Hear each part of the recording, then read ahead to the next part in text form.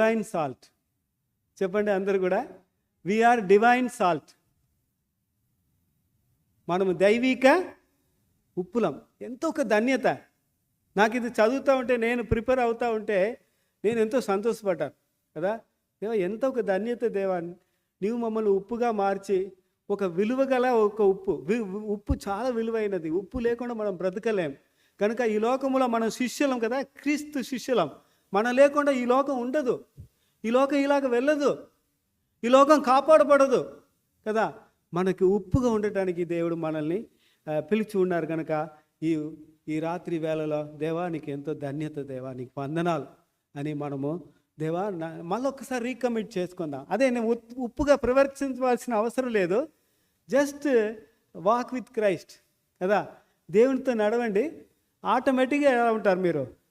ఉప్పుగానే ఉంటారు. అలాంటిది కృప దేవుడు